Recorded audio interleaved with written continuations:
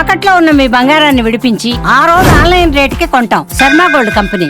ఈ మధ్యకాలంలో అందరినీ కూడా కలిచివేస్తున్న ఒక వార్త, తల్లి పిల్లలు ఇద్దరు కూడా చర్లపల్లి సమీపంలో రైల్వే స్టేషన్లో ఆత్మహత్య చేసుకున్న ఘటన మొత్తం అందరినీ కూడా కలిచివేస్తుంది. ఆ ఫోటోలు చూస్తుంటే అందరూ గుండె కూడా తరుక్కుపోతున్న పరిస్థితి. కష్టం లేని, ఆర్థికంగా ఇబ్బంది లేని, అలాగే తెలివిగల పిల్లలు, అలాగే మొత్తం ఫ్యామిలీ అంతా కూడా సంతోషంగా ఉన్న టైంలో ఒక నిర్ణయం మొత్తం కుటుంబాన్ని మొత్తం కూడా మొత్తం చిదిమేసిందని చెప్పుకోవచ్చు. దీనికి సంబంధించి అందరూ కూడా బాధపడుతున్నారు. వాళ్ళ మానసిక పరిస్థితి ఎలా ఉంది అనే విషయంపైనే అందరూ కూడా దృష్టి పెట్టారు. ఎందుకంటే జరిగిన ఘటన చూస్తుంటే అక్కడ ఎవరికి ఏ ఇబ్బంది లేదని తెలుస్తుంది. కానీ అంత హార్ష్ నిర్ణయం ఎందుకు తీసుకున్నారు? ఈ విషయాలు తెలియజేయడానికి ప్రముఖ సైకియాట్రిస్ట్ ఉన్నారు, ఎండ్ల రామసుబ్బారెడ్డి గారు. సార్, బేసిక్ ఇటువంటి కేసులు మీరు చాలా చూసే ఉంటారు. అంటే ఇక్కడ మానసిక పరిస్థితి మీదే అందరికీ డౌట్ సార్. అంటే ఎందుకని పిల్లలు కూడా తల్లితో పాటు వెళ్ళిపోయి చూడడానికి సిద్ధపడిపోయారు అంటే వాళ్ళ మానసిక పరిస్థితి ఎలా ఉండొచ్చు? నిజంగా చాలా బాధాకరమైన సంఘటన. అంటే చాలా సూసైడ్స్ మనం ప్రతిరోజు చూస్తూ ఉంటాం పేపర్లో, మీడియాలో. తర్వాత మేము కూడా మా ప్రాక్టీస్ చూస్తుంటాం. కానీ ఈ పర్టికులర్ సంఘటన చాలామందిని బాగా చెలింపజేసింది. ఎందుకంటే వారు మరీ చిన్నపిల్లలు కాదు, జస్ట్ ఇంటర్మీడియట్లో ఉన్నారు, 17 years 18 years ఏజ్లో ఉన్నారు. ఆమె కూడా మంచి జాబ్లో ఉంది, భర్త కూడా మంచి ఉద్యోగంలో ఉన్నాడు. అంటే వాళ్ళు చెప్పింది ఏమిటి, వాళ్ళకి ఆర్థికంగా మామూలుగా ఏంటంటే మనం అందరం ఎలా ఆలోచిస్తామంటే ఏదైనా ఆత్మ జరిగితే వాళ్ళకి ఏదో ఇబ్బందులు ఉన్నాయని. ఒకటి ఆర్థికంగా, లేదా కుటుంబ సమస్యలు, లేదా దాంపత్య సమస్యలు, ఇలాంటివి ఏదైనా ఉంటాయి జనరల్గానే అనుకుంటారు అందరూ. కానీ మానసిక వైద్య శాస్త్రంలో జరిగిన అనేక పరిశోధనలు చెప్పేదంటే ఆత్మహత్య చేసుకునే వాళ్ళందరికీ సమస్యలు ఉండాల్సిన పని లేదు. సమస్యలు లేని వాళ్ళు కూడా ఆత్మహత్య చేసుకుంటారు. మనం చూడండి, ఇప్పుడు ఎంతమందికి సమస్యలు లేవు సమాజంలో? ప్రతి ఒక్కరికి ఏదో సమస్య ఉంటుంది, చిన్న పెద్ద అని. మీకు ఒక చిన్న ఎగ్జాంపుల్ చెప్తాను. ఇప్పుడు ప్రతి సంవత్సరం 10th క్లాస్ రిజల్ట్స్ వచ్చిన వెంటనే చాలామంది ఫెయిల్ అవుతారు. కొన్ని లక్షల మంది రాస్తారు, ఒక 10,000 20,000 మంది ఫెయిల్ అవుతారు. కానీ ఒక 4-5 ఆత్మహత్య చేసుకుంటారు రిజల్ట్స్ ఫెయిల్ అయ్యామని. నిజంగా ఫెయిల్ కావడం అనేదే ఆత్మహత్యకు కారణమైతే వీళ్ళందరూ చనిపోవాలి, ఫెయిల్ అవ్వలేదు. కానీ చనిపోవడం లేదు కదా. అంటే అక్కడ 10th క్లాస్ ఫెయిల్యూర్ అనేది మెయిన్ కారణం కాదు. వీళ్ళ యొక్క మనస్తత్వము, వీళ్ళ బ్రాటపు, లేదా వీళ్ళకు జెనెటిక్గా ఏమన్నా వారసత్వంగా అలా ఉందా. ఫర్ ఎగ్జాంపుల్ షుగర్ కంప్లైంట్ ఉందనుకోండి, వారసత్వంగా నెక్స్ట్ తరానికి కూడా షుగర్ వస్తుంది. అలాగే ఆత్మహత్య చేసుకోవాలనే ఒక తలంపు కూడా పరిశోధనలో తేలిన విషయం ఏంటంటే ఆ కుటుంబంలో వారసత్వం అంతకుముందు ఎవరికైనా ఆత్మహత్య చేసుకున్నా, ఆత్మహత్య ప్రయత్నాలు చేసినా, అలాంటి వాళ్ళకు పుట్టే వాళ్ళకు షుగర్ ఎలా ఒక తరం నుంచి ఒక తరానికి వస్తుందో ఇది కూడా అలా వచ్చేందుకు అవకాశం ఉంది. రెండోది ఏంటంటే, ఇంకొక పరిశోధనలో తేలిన విషయం ఏంటంటే, వైద్య పరిశోధనలో ఒక 100 ఆత్మహత్యలు తీసుకుంటే సమాజంలో స్టడీ చేస్తే వాళ్ళలో 60 to 70% ఆత్మహత్య చేసుకున్న వాళ్ళకు సమస్యలు ఉండవు. వాళ్ళకి కేవలం మానసిక ఇబ్బందుల వలన, అంటే మానసిక స్థితి సరిగా లేనందువల్ల ఆత్మహత్య చేసుకుంటారు. అంటే బయటికి చూసే వాళ్ళకు ఏదో కనపడుతుంది, అయ్యో వానికి ఏదో ఇంట్లో చిన్న సమస్య ఉంది అని అంటారు. కానీ అది మెయిన్ కాదు. ఎందుకంటే అలాంటి సమస్యలు అందరికీ ఉంటాయి, మనకు ఉంటాయి, వాళ్ళకు ఉంటాయి. But mostly it is because of genetic predisposition or వారసత్వంగా వచ్చే ఎఫెక్టు, వాళ్ళ బ్రాటపు, వాళ్ళ మనస్తత్వము, ఇవన్నీ కూడా కారణమవుతాయి.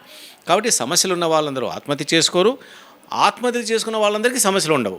ఇది ఇక్కడ ఆవిడ టీమ్ లీడర్, ఒక సాఫ్ట్వేర్ కంపెనీ టీమ్ లీడర్ అంటే చాలా తెలివైన వ్యక్తిగా చూస్తూ ఉంటారు. వాళ్ళ భర్త కూడా అదే చెప్తున్నారండి, మా ఆవిడ చాలా తెలివైంది అని అంటున్నారు. అంటే ఇంత ఆలోచించే వాళ్ళు కూడా సూసైడ్ చేసుకుంటారు. అదే నేను చెప్పబోయేది. నెక్స్ట్ పాయింట్ ఏంటంటే, మేజర్ డిప్రెసివ్ డిసార్డర్ అని ఒక రకమైన మానసిక జబ్బు ఉంది. అంటే మనం కామన్ భాషలో అంటే మెంటల్ డిప్రెషన్ అంటుంటారు. డిప్రెషన్ అంటే ఏంటి అంటే, అందరూ అనుకోవడం ఏంటి, డిప్రెషన్ అంటే వాడికి సమస్యలు ఉంటే డిప్రెషన్ వస్తుంది కాదు, అంటే మనోవేదన. కానీ మెదడులో జరిగే కొన్ని రసాయనిక చర్యల వలన, తేడా వలన డిప్రెషన్ వస్తుంది. వాళ్ళకి ఏ సమస్యలు ఉండవు, అన్నీ బాగుంటాయి, ఆస్తిపాస్తులు బాగుంటాయి, సంపాదన బాగుంటుంది, హ్యాపీగా ఉంటారు, భార్యాభర్తలు బాగుంటారు, అన్నీ బాగుంటాయి. కానీ వాళ్ళకి డిప్రెషన్ వస్తుంది. ఎందుకు వస్తుంది? మెదడులో ఉండే సీరోటోనిన్ లేదా నార్ ఎఫినెఫ్రిన్ అనే ఈ 2 రసాయనిక పదార్థాలు సమతుల్యంలో తేడా వచ్చినప్పుడు మెదడులో ఇవి మన బ్లడ్లో ఎలా కొలెస్ట్రాల్, షుగరు ఎలా ప్రసరింప ఉంటాయో, అలాగే మెదడులో ఈ సీరోటోనిన్, నారెఫ్రిన్ అనే 2 కెమికల్స్ ఉంటాయి, న్యూరో ట్రాన్స్మిటర్స్ అంటారు. ఈ యొక్క కెమికల్స్ యొక్క సమతుల్యం మెటబాలిజంలో తేడా వచ్చినప్పుడు, అవి తక్కువైనప్పుడు, అప్పుడు వాళ్ళు ఏమి కారణం లేకుండా డిప్రెషన్కి లోనవుతారు. ఊరికనే డల్గా ఉంటారు, మూడిగా ఉంటారు, మొహమంతా పీక్కుపోయి ఉంటుంది, నిద్ర పట్టదు, ఏడుస్తూ ఉంటారు, ఆలోచిస్తుంటారు, నాకు ఎందుకు నా జీవితం వేస్ట్, హోప్లెస్, హెల్ప్లెస్, ఎవరికి పనికిరాను, నన్ను అందరూ నెగ్లెక్ట్ చేస్తున్నారు, నేను చచ్చిపోతాను అని ఇలాంటి కారణాలు వస్తాయి. దాన్ని మేజర్ డిప్రెషన్ అంటారు. ఇది ఒక మానసిక జబ్బు. నీకు ఏంటంటే ఏమిది నా వాడికే తెలియదు, కానీ బాధపడుతూ ఉంటాడు. అంటే కారణం లేకుండా బాధపడేదాన్ని మేజర్ డిప్రెషన్ అంటారు. ఇది మన మామూలు కామన్ ప్రజానీకం ఏమనుకుంటారంటే, అసలు కారణం లేకుండా ఎందుకు డిప్రెషన్ వస్తుందని. నో, కారణం లేకుండా వచ్చేదే ఈ మేజర్ డిప్రెషను. ఇది సూయిసైడ్ చేసుకునే వాళ్ళలో 60 నుంచి 70% మందికి ఈ మేజర్ డిప్రెషన్ ఉన్న వాళ్ళే చేసుకుంటారనేది ప్రపంచవ్యాప్తంగా ఇండియాలో కానీ అన్ని దేశాలు పరిశోధనలు తేలిన విషయం. అయితే సామాన్య ప్రజలు ఏమనుకుంటారంటే అసలు కారణం లేకుండా ఎందుకు వస్తుంది, కారణం లేకుండా ఎందుకు చనిపోతారు, అది రాంగ్. ఆ మిస్కన్సెప్షన్ పోవాలి. ఇప్పుడు ఈమె విషయంలో కూడా నేను చెప్పేది ఏంటంటే ఈ విజయారెడ్డిలో కూడా ప్రాబబ్లీ ఆమెకి మేజర్ డిప్రెసివ్ డిసార్డర్ అనే ఒక మానసిక జబ్బు ఉండొచ్చు. అందుకని మేము ఏం చేస్తామంటే ఇలాంటి వాళ్ళను అంటే ముందు ఎవరికి తెలియదు, భర్త బాగు ఏం లేదంటాడు, అమ్మ ఏం లేదంటే అందరూ బాగున్నారు. కాబట్టి సైకలాజికల్ అటాప్సీ అనేది ఒకటి ఉంది.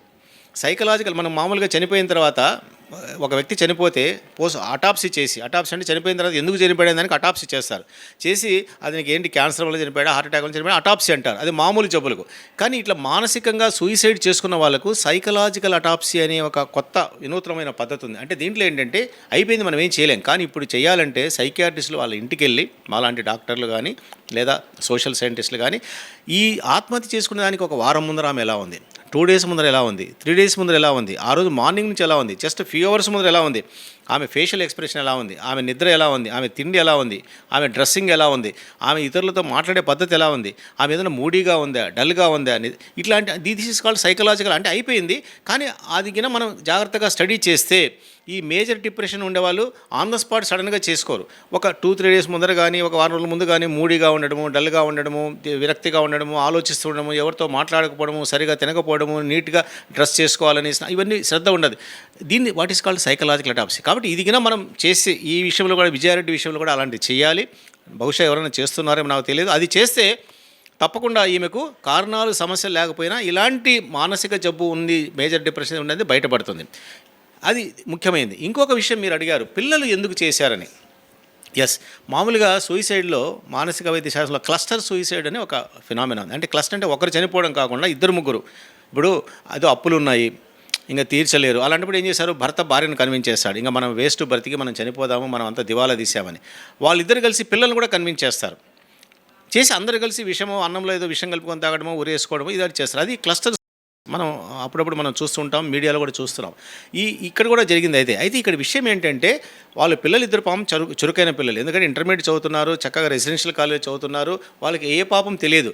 కానీ ఈమె తల్లి ఇప్పుడు అక్కడ వీళ్ళంతా తల్లి సంరక్షణలో ఉన్నారు. కాబట్టి తల్లి ఏం చెప్తే అదే వాళ్ళకి వేదం. అంటే they are under the influence of mother.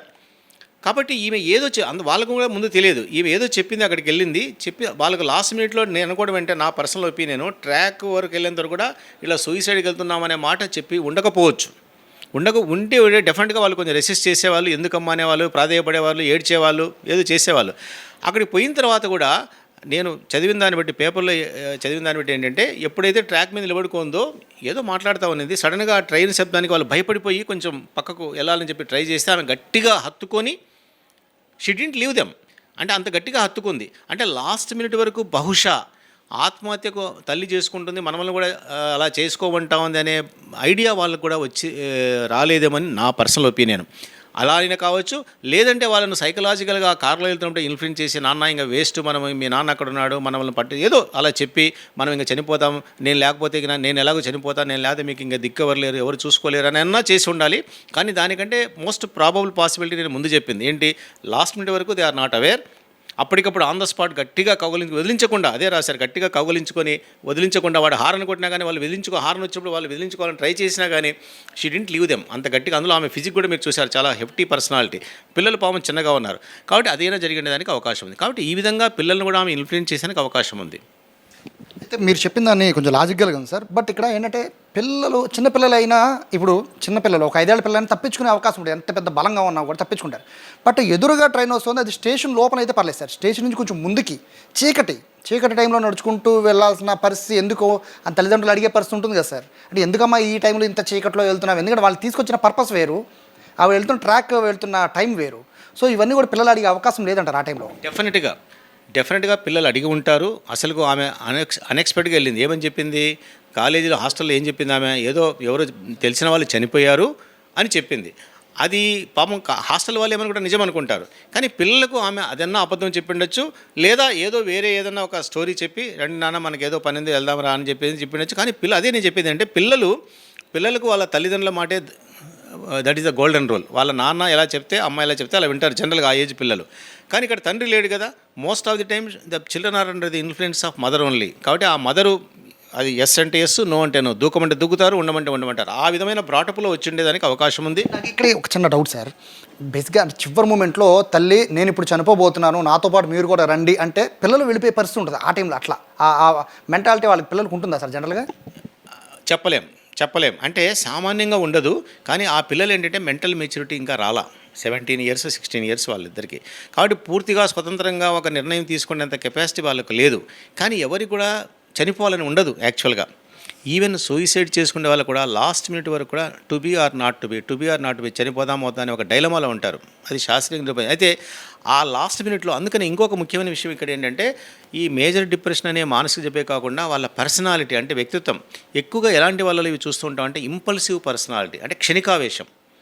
అంతవరకు బాగానే ఉంటారు, సడన్గా ఎవరో ఏదో మాట అన్నారు, భార్యాభర్తలు ఏదో పోట్లాడుకున్నాడు మంచిగా, అంతలేక భర్త ఏదో అన్నాడనో ఒక దెబ్బ వేసిన వెంటనే అబ్బాయి కిరసన పోసుకొని లేకపోతే వేసుకొని చేయవచ్చు. అంటే ఈ ఇంపల్సివిటీ అంటే క్షణికావేశం ఎక్కువ ఉన్న వాళ్ళలో ఇలా జరిగేదానికి అవకాశం ఉంది. అలాగే మూడీగా ఉండే వాళ్ళు సెన్సిటివ్ మనస్తత్వం, అంటే చిన్నదానికి కూడా దాన్ని ఊహించుకొని భూతత్వంలో పెట్టి ఇదేదో పెద్దగా ఉంది అని చెప్పేసి అలా అనే వాళ్ళలో కూడా ఉంది. అలాగే ఎమోషనల్ భావోద్వేగాలు ఎక్కువగా ఉంటాయి కొంతమందిలో. అంటే వాళ్ళు అతి సంతోషం వచ్చినా తట్టుకోలేరు, బాధ వచ్చినా తట్టుకోలేరు, టూ మచ్ ఆఫ్ ఎమోషన్స్. ఇలాంటి మనస్తత్వం ఒకవేళ విజయారెడ్డికి ఉండి ఉండొచ్చు, దీనివల్ల కూడా ఉండేదానికి. కానీ మోస్ట్ ఇంపార్టెంట్ అనుకోండి ఇప్పుడు కూడా ఫ్యామిలీ హిస్టరీ, ఆమె జెనెటిక్ ట్రీ అంటారు, అంటే తండ్రి తరపున తల్లి తరపున వాళ్ళ దగ్గర వారసత్వంలో ఎవరికైనా ఇలా సూసైడ్ చేసుకున్న వాళ్ళు ఉన్నారా లేదా, ఇలాంటి మనస్తత్వం ఉందా లేదా, వేరే ఇంకేదైనా మానసిక జబ్బులు ఉన్నాయి, ఇవన్నీ సైకలాజికల్ అటాప్సీ ఒక సైకియాట్రిస్ట్ వెళ్ళి కొంచెం స్టడీ చేస్తే తప్పకుండా ఇవన్నీ నిదానంగా అయినా బయటపడతాయి. కానీ నాకు తెలిసినవరకు ఇది సమస్యల వల్ల వచ్చిన సూసైడ్ కాదు, ఇది కేవలం ఒక మానసిక రుగ్మత, మానసిక స్థితి బాగలిపన వచ్చింది. అయితే పిల్లలు ఎందుకు అలా చేశారనేది నేను చెప్పినట్టుగా probably they are not the influence of the mother, or last minute వరకు దే ఆర్ నాట్ అవేర్, ఉండకపోవచ్చు. అంత గట్టిగా ఆమె ఖర్చుకుంటే ఇంకేదో మదర్ చెప్తా ఉందిలే అని చెప్పేసి, అంటే ఇప్పుడు ట్రైన్ ఎంతసేపు అండి, విత్ ఇన్ సెకండ్స్ వచ్చి కొట్టేస్తుంది. ఒక 100 yards ఉన్నా కానీ వీళ్ళు లోపల డిసిషన్ తీసి అది వచ్చేస్తుంది అంత ఫాస్ట్గా. వాడు ఆడికి హార్న్ కొడుతూ వాళ్ళు ఏదో కొంచెం విదిలించుకోపోయినా ఆమె గట్టిగా పట్టేసుకుంది. అంతలోపలే ఇట్ కేమ్.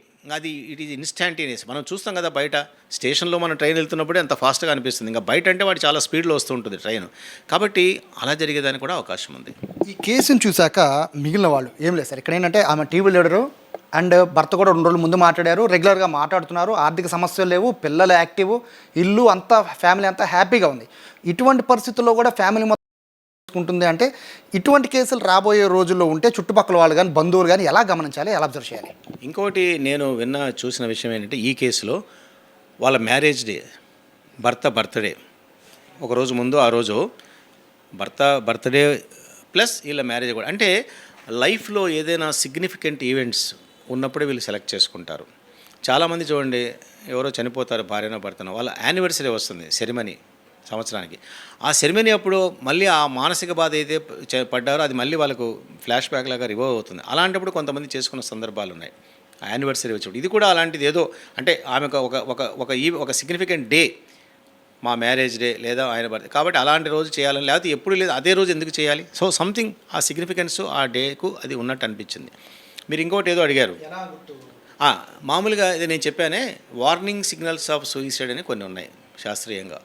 అంటే ఎలాంటంటే ఈ అనుకునే వాళ్ళు నేను చెప్పానే మరీ ఆన్ ద స్పాట్ చేసేవాళ్ళు చాలా రేర్. అంటే ఏంటి అప్పటికప్పుడు అనుకోని, అంటే భర్త భార్య ఇద్దరు పోట్లాడుకున్నారు, భర్త ఒక దెబ్బ వేశాడు, వెంటనే వంట రూమ్లోకి వెళ్ళి గ్యాస్ తీసుకొని చనిపోవడము, ఉరేసుకోవడము, అది ఇంపల్సివ్. అలాంటి వాళ్ళని మనం గుర్తించడం కష్టం. వాళ్ళ బేసిక్ పర్సనాలిటీ అలా ఉంటుంది. అంటే మొదటి నుంచి కూడా మొండితనము, క్షణికావేశము, భావోద్వేగాలు, చిన్నదానికి రియాక్ట్ కావడం, అతిగా రియాక్ట్ కావడం, అవన్నీ వాళ్ళ మనస్తత్వం. కానీ అలా కాకుండా నేను చెప్పిన ఈ మేజర్ డిప్రెషన్ అనే మానసిక రుగ్మత వచ్చిన వాళ్ళలో డెఫినెట్గా ఒక వారం రోజుల ముందు నుంచి కానీ 10 రోజుల ముందు కానీ మనం వాళ్ళని కొన్ని లక్షణాలు వాళ్ళ బాడీ లాంగ్వేజ్ ఎలాంటి అంటే few days or few hours ముందర వాళ్ళు డల్గా ఉంటారు, యాక్టివిటీ ఉండదు, చురుకుదనం ఉండదు, మొహంలో ఏంట్రా ఇలా అయిపోయావు అంతా ఏదో బాగా మొహం ముడుచుకుపోయి బాగా పీక్కుపోయినట్టు ఉంటారు, నిద్ర పట్టదు. తర్వాత డైరీ రాస్తూ ఉంటారు. వాళ్ళకి డైరీ, ఇప్పుడు ఈమె కూడా ఒక నోట్ రాసింది, అలాంటిది వాళ్ళకి డైరీ రాసి అలవాటు ఉంటే ఒక పేపర్ మీదనో కాగితం మీదనో నాకు చనిపోవాలని ఉంది, నాకు ఎందుకో బ్రతకాలని లేదు, నాకు జీవితం వేస్ట్ అనిపిస్తుంది, నన్ను ఎవరు పట్టించుకోవాలి, ఇలాంటి డైరీ కూడా ఏదైనా ఉండేదానికి అవకాశం ఉంది. అది కూడా మనం గమనించాలి. ఇంకా కొంతమంది ఏంటంటే వాళ్ళకున్న విలువైన వస్తువులు ఏదైనా ఉంటే ఒక 1 or 2 days ముందర ఇచ్చేస్తారు. ఫర్ ఎగ్జాంపుల్ ఆమె దగ్గర డైమండ్ నెక్లెస్ ఉందనుకోండి, అది తల్లి ఎలా పోతుందని చెప్పేసి వాళ్ళ చెల్లెలికో లేకపోతే కూతురుకో లేకపోతే సంథింగ్ లైక్ దట్ వాళ్ళు ఆశ్చర్యపోతారు. ఏంటి అంటే లేదు ఊరికే ఇస్తున్నాను నీ దగ్గర పెట్టుకో అని అట్లా. అంటే విలువైన వస్తువులు ఆత్మీయులకి ఇవ్వడము, లేదా ఇంకా కొంత వీలునామా రాస్తారు. మామూలుగా వీలునామా ఎప్పుడు రాస్తారు? 70 ఏళ్ళకి 80 ఏళ్ళకి రాస్తారు వీలునామా. వీళ్ళు అలాగా 40 ఏళ్ళకి ఒకవేళ ఒక వ్యక్తి అలా చనిపోవాలనుకుంటే 40 ఏళ్ళకి వీలునామా రాస్తాడు. అందరికీ ఆశ్చర్యం, ఏం నాన్న నువ్వు 40 ఏళ్ళు కదా ఇంకా నీకు చాలా ఉంది కదా, లేరా ఎందుకో రాయాలనిపించింది అంటాడు. అంటే అరే నేను చనిపోయిన తర్వాత వీలునామా రాయకపోతే వీళ్ళందరూ అటు ఇటు అయిపోతారు, కొట్టుకుంటారు ఆస్తిపాస్తుల కోసం, అందుకని క్లియర్ రాయాలని వీలునామా రాస్తారు. కాబట్టి ఇంకా కొంతమంది ఏంటంటే ఆ టైంలో ఒంటరిగా ఉంటారు. ఇంతకుముందులాగా ఫ్రెండ్స్తో బయటికి రావడము, సినిమాకి వెళ్ళడము, లేకపోతే టీవీ చూడాలని ఇవన్నీ చేయకుండా ఒంటరిగా రూమ్లో ఉండడము, తలుపులు వేసుకోవడం, మౌనంగా ఉండడము, స్నానం చేయకపోవడము, అంటే బట్టలు వేసుకోవాలని, షేవ్ చేసుకోవాలని ఆ శ్రద్ధ ఉండదు. ఏదో అలా ఉండిపోతారు. ఎందుకంటే ఎలాగో నేను రేపో ఎల్లుండి చనిపోయాను కదా నాకేంటి అనేది. ఇంకా కొంతమంది ఏంటంటే ఈ టైంలో కొన్ని విషాద గీతాలు, ఫిలసాఫికల్ గీతాలు, సినిమా పాటలు అలాంటివి ఎక్కువ ఉంటారు. అంటే సినిమా పాటలు వినేవాళ్ళు, వేదాంత గీతాలు ఎప్పుడు ఉంటారు. కానీ ఎప్పుడు వినేవాడు ఓకే, కానీ ఎప్పుడు లేని ఉన్నట్టుండి ఆ రోజంతా వేదాంతపరమైన గీతాలు కానీ భక్తిపరమైన గీతాలు ఎక్కువ వినడం కానీ, లేదా విషాద గీతాలు కానీ ఇలాంటివి వింటూ ఉంటాడు. ఏంటంటే ఎందుకో నాకు వినాలనిపించాను అంటే వాని మనసు అంతా నెగిటివ్ థింకింగ్లో ఉంటాడు ఎక్కువగా. ఇలాంటి కొన్ని లక్షణాలను బట్టి వాళ్ళ యొక్క బాడీ లాంగ్వేజ్ని బట్టి బయటికి రాకపోవడం కానీ, తినకపోవడం కానీ, ఎవరైనా ఫ్రెండ్స్ వచ్చినా కానీ నాకు మూడు లేదు మీరు వెళ్ళిపోండి అనడం కానీ, ఇలాంటి లక్షణాలు కింద గమనిస్తే ఇవి ఎప్పుడు ఉంటాయి? ఒక వారం ముందు కానీ, 2-3 రోజుల ముందర కానీ, లేదా ఆ రోజు మార్నింగ్ నుంచి కానీ వాళ్ళలో విపరీతమైన మార్పు, ఇలాంటి బిహేవియర్ బాడీ లాంగ్వేజ్లో మార్పులు. అలాంటి ఎవరైనా చూస్తే అంటే నేను ఏంటంటే అలా ఉన్న వాళ్ళందరూ కాదు, కానీ అలా ఉంటే మాత్రం వాళ్ళ మీద ఒక కన్నేసి ఉంచడం చాలా అవసరం. చాలా విలువైన వర్డ్స్ చెప్పారు. సో ఈ విజయారెడ్డి కేసు చూసుకుంటే మాత్రం ఖచ్చితంగా జెనెటిక్ పరంగా అంటే గతంలో వాళ్ళ ఫ్యామిలీ కనుక ఉంటే ఆ ప్రయత్నం చేసి ఉంటే కనుక దానికి రిలేటెడ్గానే ఇలా జరిగి ఉండొచ్చు అని చెప్తున్నారు. పిల్లలకైతే ఖచ్చితంగా చివరి మూమెంట్ వరకు తెలిసి ఉండకపోవచ్చు అని సార్ ఒక అంచనాకు వస్తున్నారు. ఎందుకంటే చాలా ఎన్నో వేల కేసులు చూసిన అనుభవం ఉంది కాబట్టి పిల్లలకి చివర తెలిసి ఉండకపోవచ్చు అనేది సార్ అంచనా. ఇటువంటి పరిస్థితుల్లో ఎవరన్నా చుట్టుపక్కల ఉన్నా కూడా ఖచ్చితంగా ఒక అనుమానం అనేది అంటే మీకు రెగ్యులర్గా ఫోన్ చేసేవాళ్ళు సడన్గా ఫోన్ చేయకుండా అయిపోతే మాత్రం లేదా మూడీగా ఉంటే మాత్రం ఖచ్చితంగా వెళ్ళి పలకరించమని చెప్పి డాక్టర్ గారు సూచిస్తున్నారు. కెమెరా పర్సన్ కృష్ణతో సాయి, సుమన్ టీవీ, విజయవాడ నుంచి.